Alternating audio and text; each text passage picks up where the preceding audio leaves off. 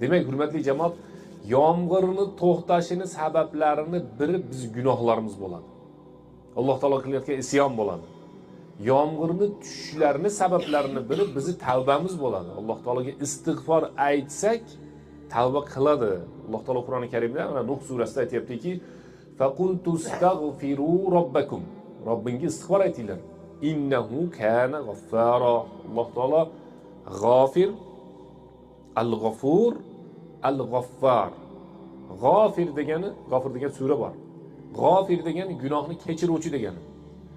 Al-g'afur degani gunohni kechiruvchini ko'p, eng kechirguvchisi degani. G'affar degani judayam gunoh kechirguvchi degani. Uchinchi buni nimasi bor? Kuchaytirilgan bizi tilda aytganda lug'ati bor.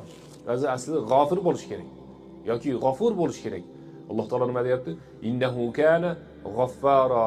Judayam emas, o'tayam Alloh taolo kechirguvchidir. Istig'forni ko'paytirsanglar. Keyinchi yursilis samaa alaykum midrara. Alloh taolo sizlarga deyapti, osmondan yomg'irlarni, bulutlarni jo'natib beradi. Ustingizlarga yomg'ir yog'adi deyapti.